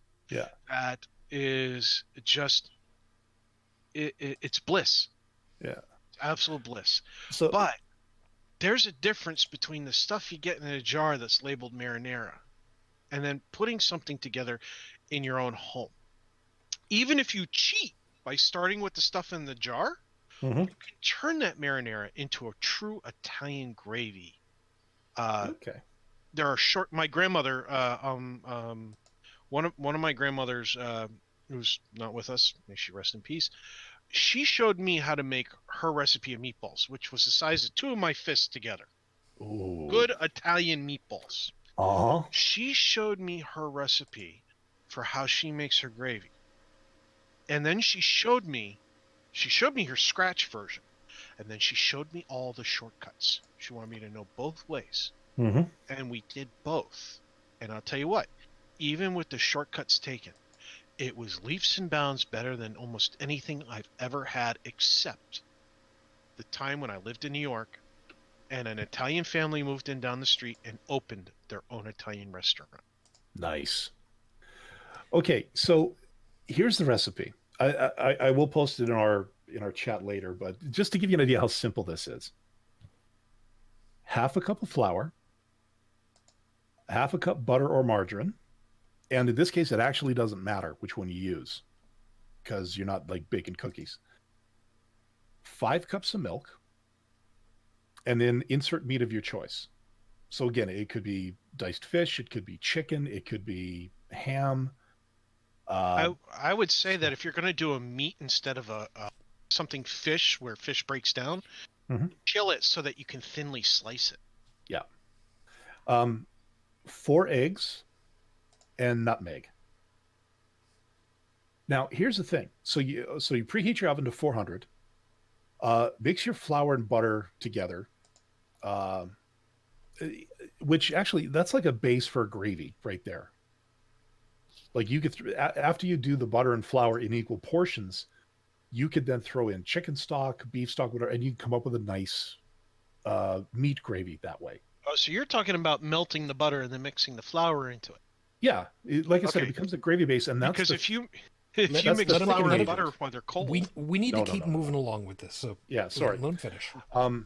So then after it's melted and everything, you add the milk, and that actually, if you stop there, that makes a white gravy that again is known in Norway, and there you would season it with nutmeg, green onions, and stuff like that, and that's what you pour in your potatoes. Where you go with this is after you season it, you beat in the eggs one at a time, bring it to a boil, then you add the meat, and then pour it into a casserole dish. Top with I use panko because that's all I have, but you top with breadcrumbs. Bake it for 1 hour. Comes out, cools. It's an interesting texture. If you like nutmeg, you're going to love the flavor. But it's simple, very few ingredients involved. My mom used to do this with leftovers once in a while. She would make the casserole base with the milk and stuff, and then throw in, if she had some leftover chicken, she'd throw the chicken in there. If there's leftover turkey, she'd throw the turkey in there. Like it's just a nice base. And then, side of potatoes, all of that. I've made it twice. I still haven't quite gotten it to the consistency that my mom used to have it, but give me time. It could be the oven that I have. Maybe I got to cook it for a little bit longer. Maybe I actually do have to use butter instead of margarine. I haven't made that test yet, but again, a simple recipe, aside from the fact that, okay, 5 cups of milk, that's a hit to your stock. I won't lie. But for me, that's 4 or 5 meals right there. So yeah, kind of worth it. Yeah. Now the reason why, again, kind of gone down some areas that wouldn't seem to make sense with the whole overall, where I was saying that, a little lighter. I know it a good portion of it really hasn't been, but as usual, there's a way of pulling this all together to explain it, which is we want people to have something to think about. And, we end by telling you, we hope that you have something to think about. I'm thinking more along the lines of, something to help you. We're all dealing with this in our own way, a little bit at a time. Mm-hmm. Some people are learning new skills, learning new crafts, honing what they had before, picking up piano lessons again because, whatever. Some of us are finding new and incredible invectives to use for people who are buying trampolines for their houses. Whatever. You know what? Fine. Whatever. But we want everybody to be more comfortable, or at least as much as what we can. I mean, like I said, for the whole thing that started it all out, it was Suzy who went ahead and said, "I miss my family. We're here." I personally, I miss the various cash crews. There aren't too many of us that are really left at this point. You know, there's us. Callie is still doing her thing. I don't know if Zack actually qualifies, but be that as it may, you know, Bar Room Atheists hasn't had a show because life. No religion required. Similar. Cash's show, well, you know, he had to stop. You know, we do what we can. It's not an easy thing to do. In my case, you know, I keep talking about how I keep doing the radio gig, you know, and music a couple hours a week. And some people might think, you know, well, what the hell good is that? And then you listen for an hour or two, and then you suddenly like, oh wow, I actually had fun. Maybe that's just me. I don't know. Whatever. I miss your lightning nightmare mode. Yeah. Seriously, no. When you first started, I'd be like, okay, listening to music. It's nightmare nightmare mode, and I would literally go, oh yeah, all right, this time. I was literally giddy. Man. Now let's be fair about this. To be fair, when I started, I was also doing 4-hour sets, so you know, I Yep. had a little bit more time to be able to invest into that.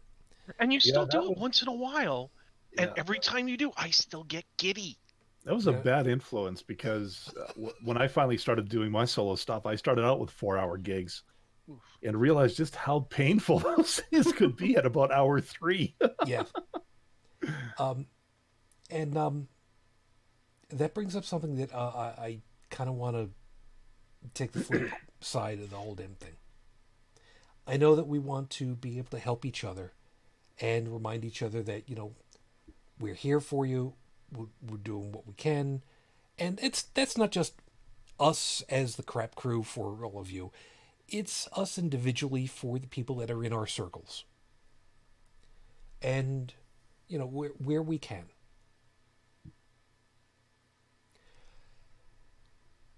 Normally, I don't like to call it an anniversary, but it really is. On the date that my wife died, I normally make homemade dinner for the nurses' station and bring it down to them. And I've been doing that for 14 years. No, this would have been the 14th because I didn't do it the first year because, I mean, there's... Anyway. I can't in good conscience do that anymore. I can't. And that hurts for me because that was my way of thanking them. And admittedly, at this point, you know, it's 15 years later. Most of the people who work on a nurse's station and tending to a cancer ward, 15 years is... Yeah, Bridget, help me out on this one.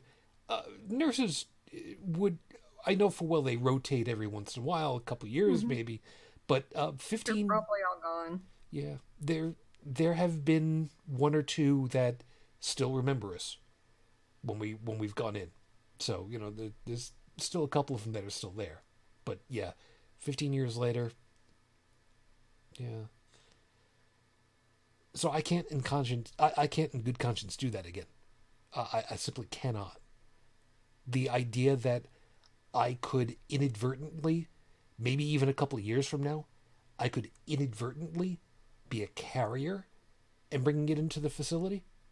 No. no. There's no way. There's no way I could ever allow something like that to have happen. It's simply unconscionable. The sad part is we have people who see this and go, "Oh well, I'm willing to put my life at risk. I'm willing to put your life at risk." It's like, okay, if you're willing to put everybody's life at risks, I'd like you to go jump off the bridge without a safety net, because, you're willing to take the risk. I'm covered in the blood of Oh Jesus. God, she was a work of art, wasn't she? But the thing is, She believed it. this is the mentality of some of the people. And further to the point, and this is not a criticism of the American way of life by any stretch, but this whole freedom thing, guys, a lot of people in America take it to an almost fetishistic level, where freedom must ultimately override things like common sense or even human decency or compassion, for that matter. It's like, if my being nice to you infringes on my freedom, then I don't have to be nice to you. And unfortunately, in a constitutional sense, I think that's actually legit. I don't look, if they could lock you up for just having a bad attitude, I'd invest in for-profit prisons, because then I could retire a quadrillionaire at this point. Let's face it. Yeah, and I don't know if you've seen the folks that have been basically saying, look, these are people that said they would be ready for an apocalypse, and they'd be able to hole up for years with all the ammunition and it's food been buckets. what, 2 months, and they're going crazy already? Yeah, you can't eat ammunition. Yeah. Well, you can eat the first round. Well, no. After that, unless you have it set to fully automatic and no. I mean, zip tie the trigger. Kurt Cobain got twice, so you just got to do it right the first time. Loser. But It's kind of, see, where I'm going with the whole thing is, though, that some of us want to do right by everybody else.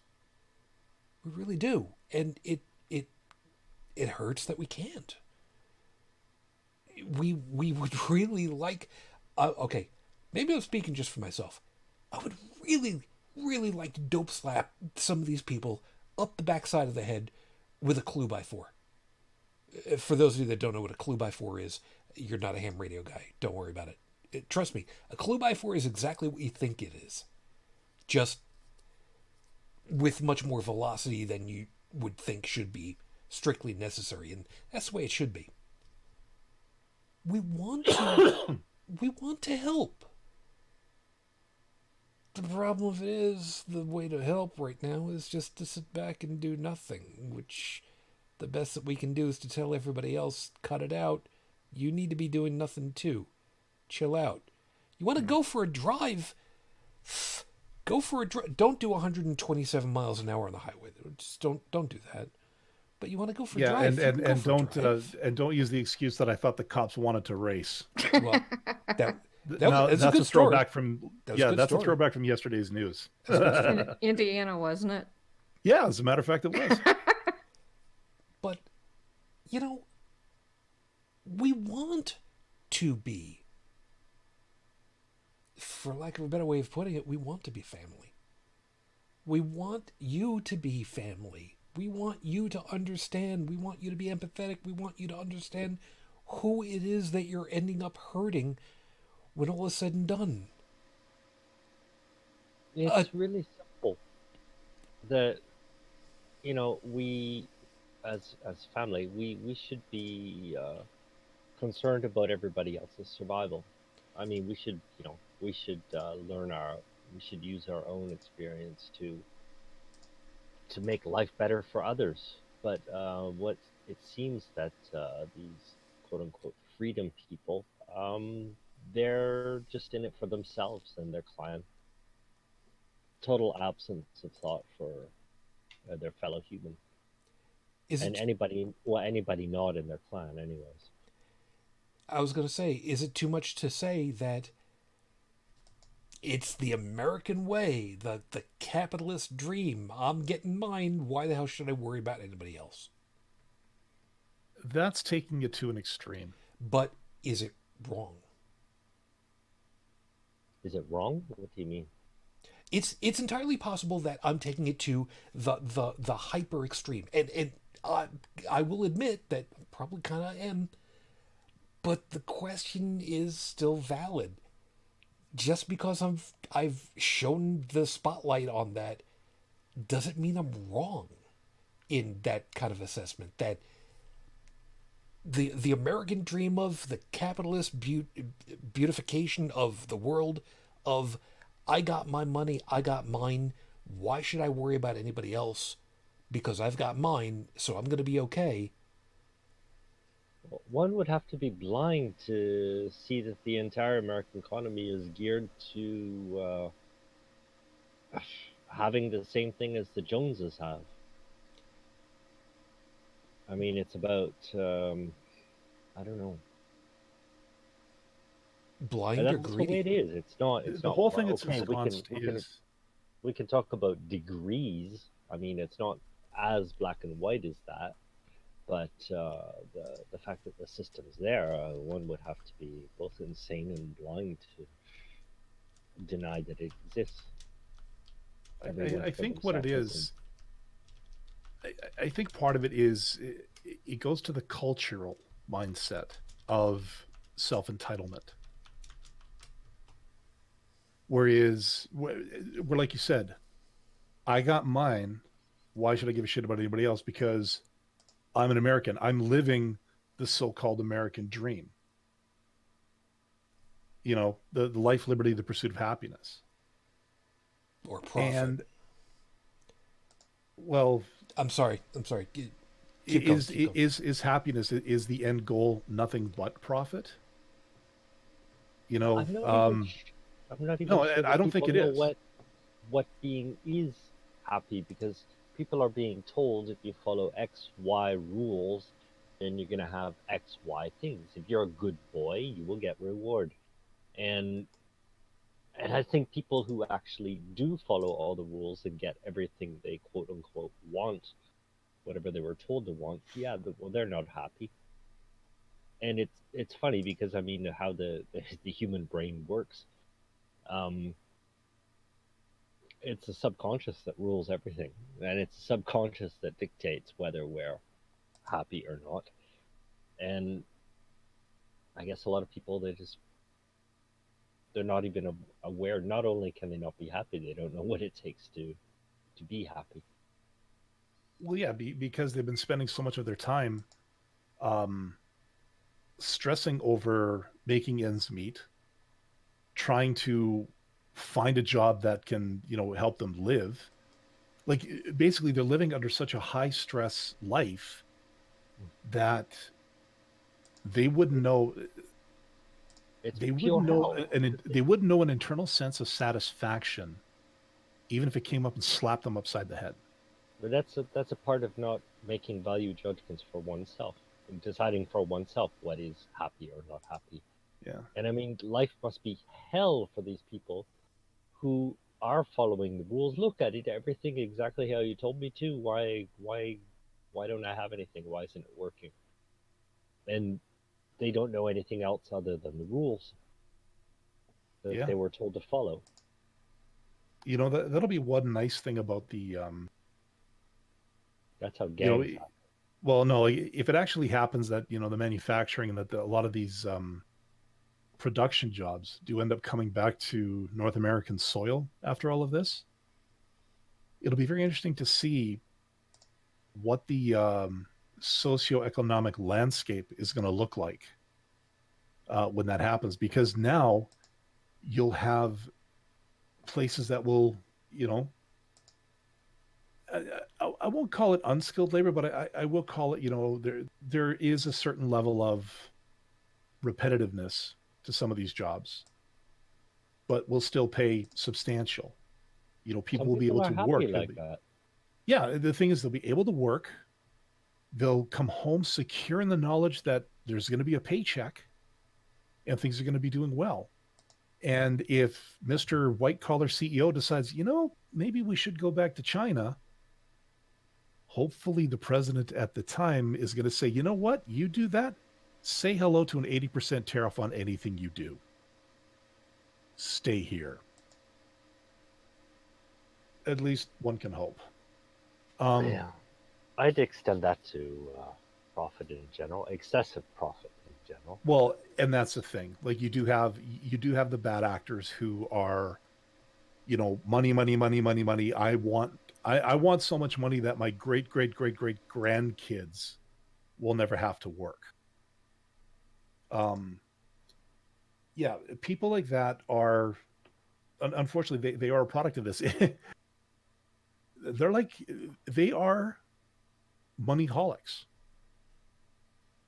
You've got your alcoholics, you've got your drug addicts, you've got, people addicted to sex, people addicted to cars, people addicted to guns, people addicted to a weird mashup of all of that.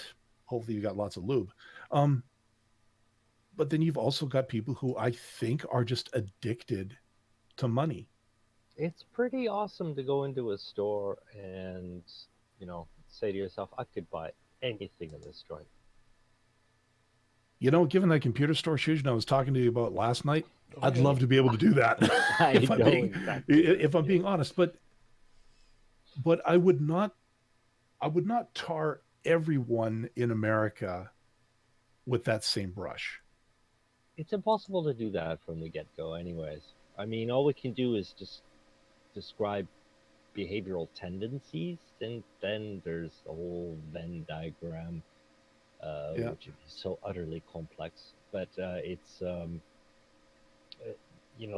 actual application is not that simple. But all we can do is just try to outline, behavioral tendencies. When the Venn diagram looks like an Instagram photo of a bubble bath. Yeah. Stephanie just put one in the chat here. Yeah, I was going to mention. Have you seen that a lot of European companies are telling companies that if they have tax avoidance schemes or pay dividends, they can kiss goodbye to any government support? Bingo. Exactly. Look at the U.S. They're trying to do legislation where the money goes out to the people, and the ones that were previously signed where the big companies could get the money, those went through without a hitch. The newest one that's trying to be made for, the Johnny small business owner and the people that work for him or her, the Republican Party's pitching a hissy fit. Well, okay. And the reason they're pitching the hissy fit is because of the delay. Not necessarily the content of the delay, but the fact that it's being delayed. Yes, the previous stimulus package, people gamed the system. They were assholes. It was not something that the government said, you know what, we're going to slide a couple of $1 billion to all these big companies because reasons. No. Big companies came in like that Ruth Crisp Steakhouse or whatever. That was one of them. And there was another one. What was it? Not Steak and Shake, but something similar. No, Steak and Shake gave the money back. All $10 million. Was it Steak and Shake or was it somebody else? Steak and Shake gave back all $10 million when they because they qualified. Because they got caught. Yeah. But like them, other companies gamed the last system or gamed the last one to try to get whatever they could. Because their hotshot lawyer said, hey, you know what? We're going to play a loophole. So the next one, they're trying to get it out to the small businesses who need it. And the reason the Republicans are so ticked that it's why they're throwing the hissy fit is because the Democrats are trying to put in enough safeguards so that it does go to the right people. I get that, but it's not that they're trying to shuffle it off to their billionaire buddies. I don't believe that. What they're trying to do is they're trying to get it out for the sake of expediency, hoping or believing in the goodwill of the American people. And yes, I threw up a little bit in my mouth when I said that. I don't believe it for a minute. Is that the same people who are advocating trickle-down economics? No. No. The by and large, Perhaps I missed something. by and large, the general populace wants people to be able to have. They want to get theirs. No lie. If you're giving me money, I'm going to go ahead and I'm going to take the money. But when it comes to push to shove in a situation like this, generally speaking, people want to be able to help each other. When the basically the entirety of the eastern seaboard ended up having the power grid collapse in the 70s, people ended up helping each other out when there were fires that raged for literal blocks in New York. Mm-hmm. When Once again, I think it's important to separate the general populace from the quote-unquote ruling class. The motivations of each. I mean, we're all together in a community, and we're quite aware of, our neighbor. And of course, in times of duress, we're going to be doing our best to help them. But I mean, up at that level, it's really hard for me personally to think in terms of I don't want to help someone that needs the help. I mean, we've got industries here in the United States for exactly that. We've got things like GoFundMe and Kickstarter, and we've got modest needs, and we've got people that try to get charity lawn fetes or spaghetti dinners or Chivetta chicken dinner charity things, drives for people with medical expense. There are opportunities where people say, I need help, I need you to help me help them. And I simply cannot fathom the idea of somebody who's got more money than they could spend in a lifetime simply not helping. And we're the ones that sometimes we're living on a month-to-month basis, and we'll still throw in a little bit here and there because we can. And what does that say about the people who are otherwise on the, like I said, month to month? I've seen, people talk about, oh, well, the church is good for this and the church is good for that. It's like, well, the churches that I have in my life observed being the most giving are the ones that have the least to give. You have all these mega churches.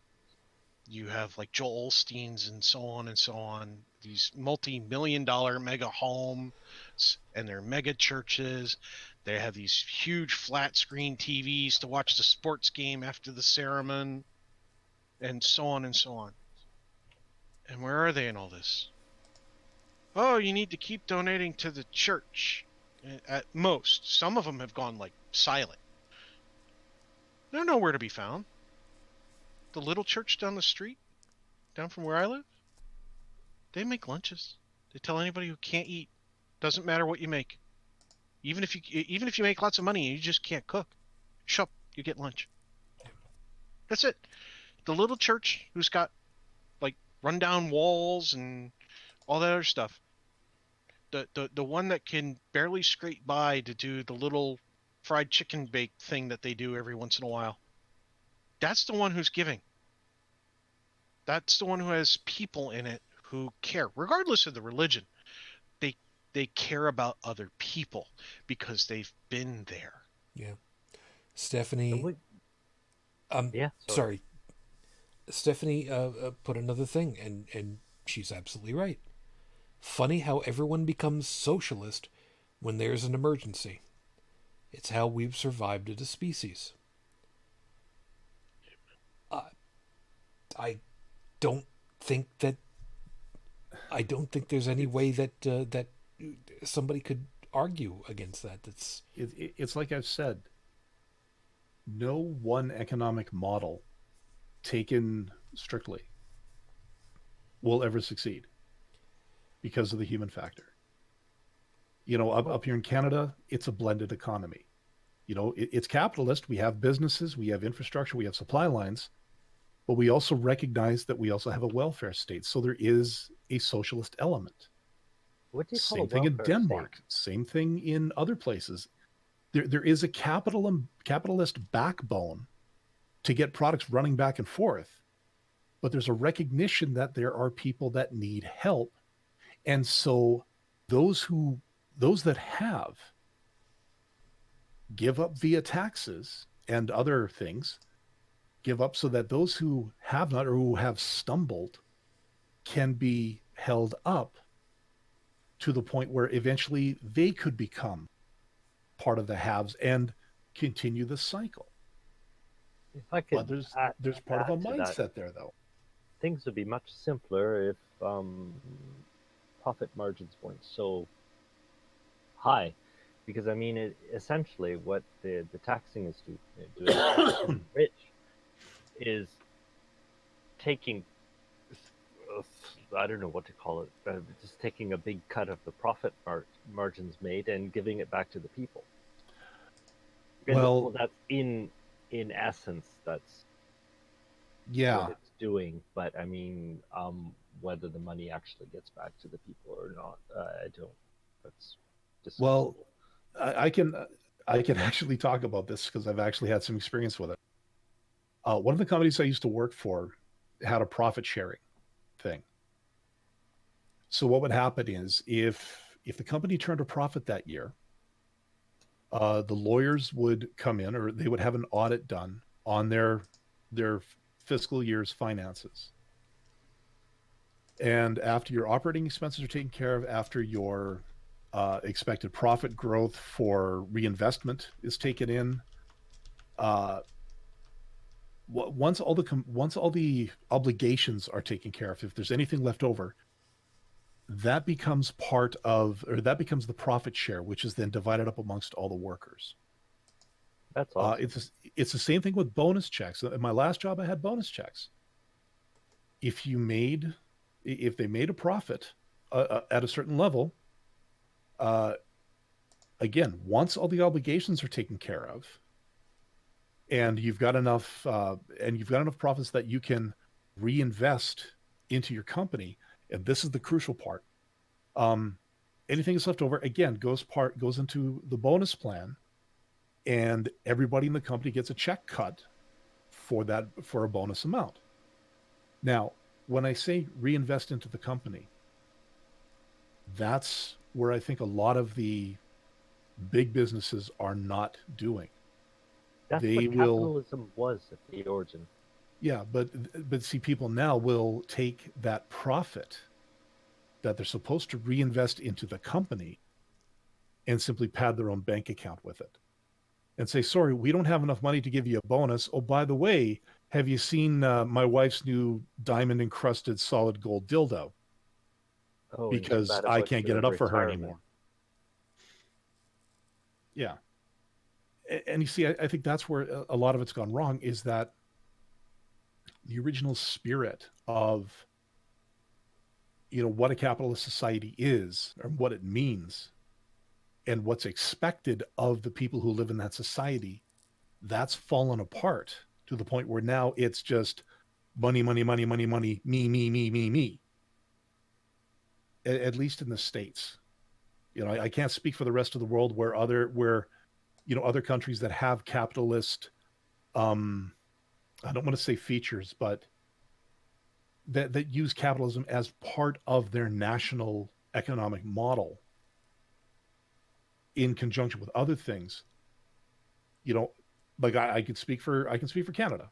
I can say, yeah, we've got, we do deal in the exchange of goods. That is part of capitalism. We do produce things to make money so that we can, purchase other things.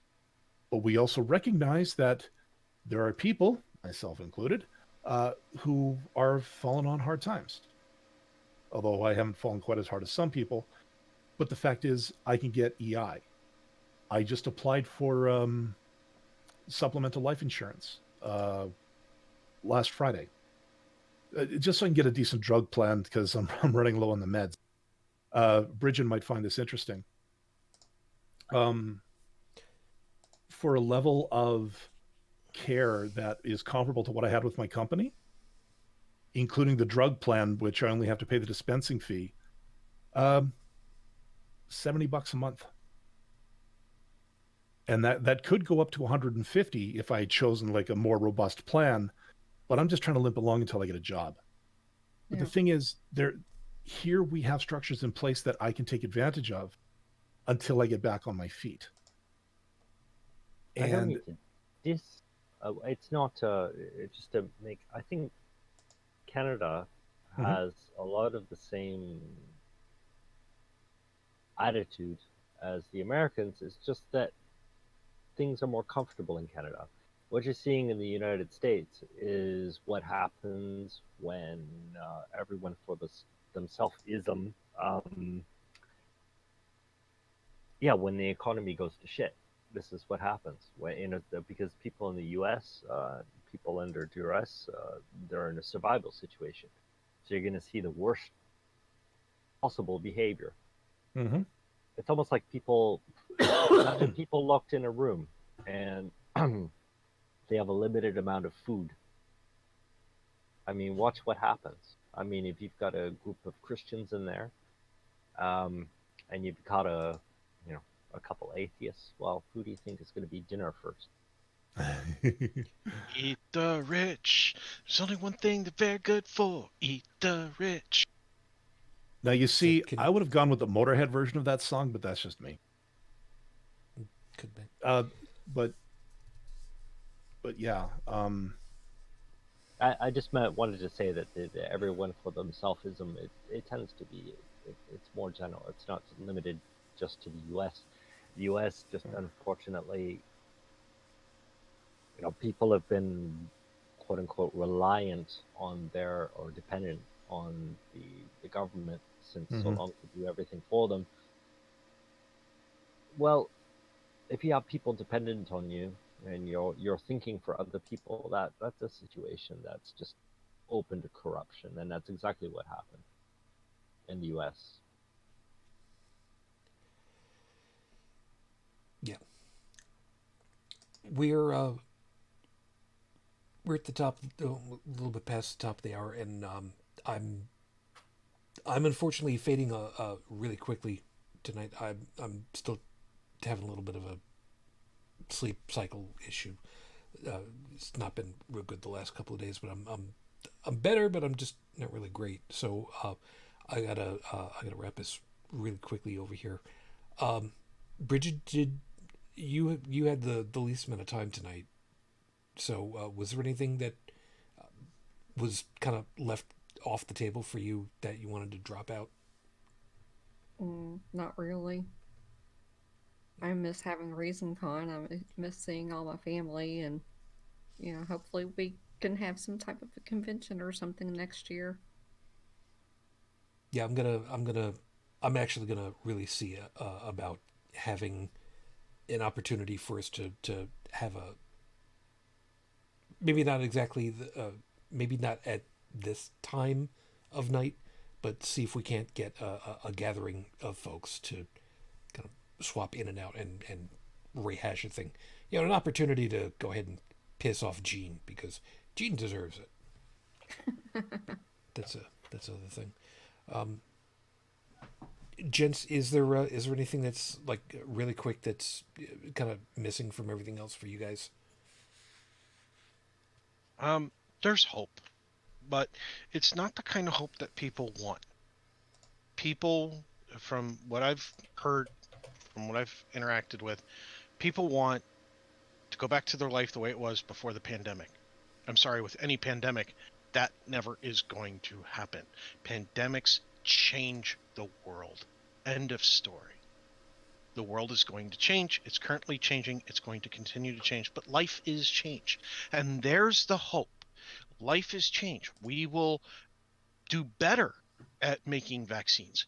We are ramping up our systems and science and medicine to make vaccines quicker, better, and faster than ever before. We as a people are learning tricks and techniques that we will need to survive through the pandemic while the science does its thing.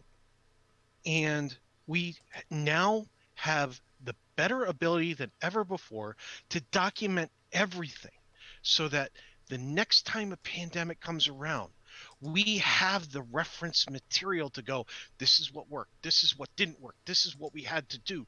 And we have all this wonderful evidence and documentation. We will see daylight again. We will come out of the cave, and we'll do it faster than our ancestors ever did in terms of how many are able to get through it. But it's going to take time, and that takes patience. And that's the hard part, because none of us are used to this. Not one of us. No matter how bad you feel, you've got a neighbor feeling that too. You're not alone. You really are not. And we care. We love one another. I was just talking to my neighbor today just to see how she was doing, because I hadn't talked to her in a while, and she's a single mom. And being a single parent, that's freaking hard. I made carrot cake yesterday, and I took a few pieces over to my neighbor, who was infected, by the way. There's a lot of people that if they found out their neighbor was infected wouldn't take that risk. Yeah. I left it outside her door and rang the doorbell. They wouldn't even take that much of a risk. Huh? They wouldn't even take that much of a risk, is what I'm saying. Yeah. That's good of you, Well, man. learning Yeah, it is about good. how it works is, part of the survival. I mean, That right there. Education is key. And yeah, we have what you the time. basically described was what's going to change from before. Well, what you described is basically thinking. Sorry to say, but I mean that it basically comes down to that. I mean, that's what people aren't used to doing, because we live such comfortable lives. We go to the store, we buy our shit, and like everything's there, available, convenient, and we don't have to really pay any thought to it. But I mean, in times like this, it's when we learn that maybe we shouldn't be taking all this all for granted. Yeah, maybe. And what's more, maybe it'll be a good idea, instead of letting our quote unquote betters, speaking of politicians, decide how all this works for us, maybe we should get a little more involved and have a say in, how the fruit of our production is used and misused. Yeah, something for that. Dalan, anything left for you? If you can help, and you see a need, fill a need. But like they say on the airplane, make sure your own mask is attached before you attach someone else's. Do what you can, but don't overextend yourself to the point that you end up needing help. That's all I can really say about that. No, that's fair. And I think it's probably the best thing to remember. Yeah, we're gonna keep being here for you, and that's collectively as well as individually. We're gonna do the best that we can, and yeah, do what you can, take care of yourselves, and just, it seems like such a trite expression, but it's still real. It's the little things. Some people are not going to be able to say, hey, look, could you do this for me? Just make a carrot cake. I hate carrot cake. There's no reason why vegetables should be in a cake. Whatever. But it's okay to not be able to, too. Just remember, like I keep trying to remind everybody, it's okay to feel lonely. Just don't think that you're alone. I'm not doing real good. I need to get out of here because I'm now well past my point. So, as always, everybody, thank you very much for being with us tonight. We hope that you found something worthwhile with all of our perspectives and you got something to really consider. Stephanie, as always, thank you. Glad you were able to make it. You take care of yourself. Please stay safe over there. And just remember, since you think you missed the horrible scopes, remember, we don't speak English over here. We speak American. So it's important for later. Keep smiling. As always, everybody on the panel, thank you very much. Joseph, you take care of yourself. And thanks for being able to make it, man. Yeah, you too, sir. I'm trying. Tech, you take care of yourself, and I guess we'll see you when we see you, right? Absolutely. You guys take care too. Yeah, and good luck with your little one and all. Eventually, when I get to see him. Fair. Bridget, you take care of yourself. Go ahead and lambast him, and let us know if there's anything going on for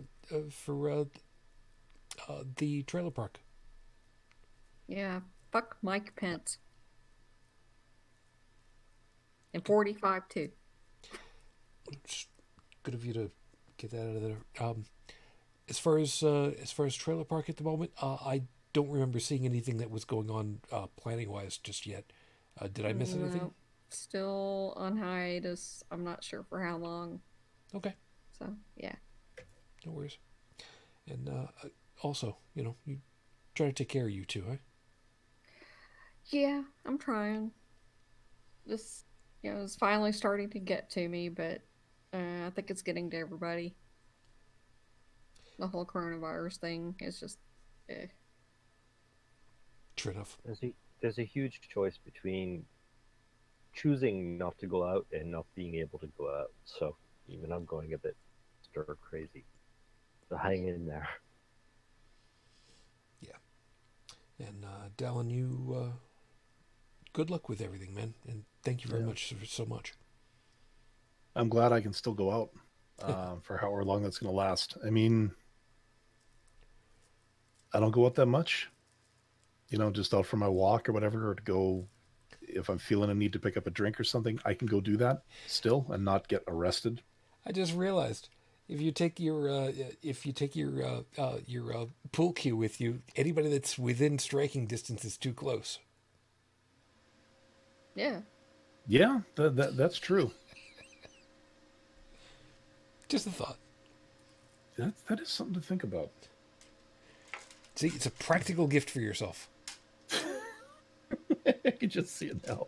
Walking with that thing, walk up next to, just see, some little old lady walking beside me, just whip out the cue. Boom! You're too close. Almost as bad. I know. Okay, I'm not trying to run us over time here, but I did miss one story last night. I just thought I'd let you guys know. Florida protesters on the beach. Some dude, for the lulz, was going to go walking around the beach dressed as the Grim Reaper. Yes. I think wasn't he actually a lawyer that did that?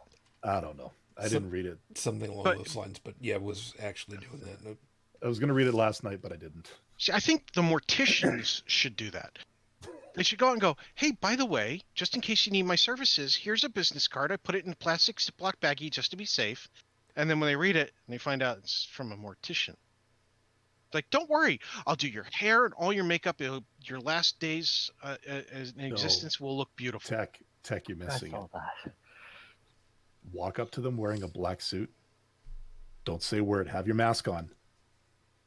Measure them with a tape measure. Ah! And when you're done, give them the card and walk away. Say nothing.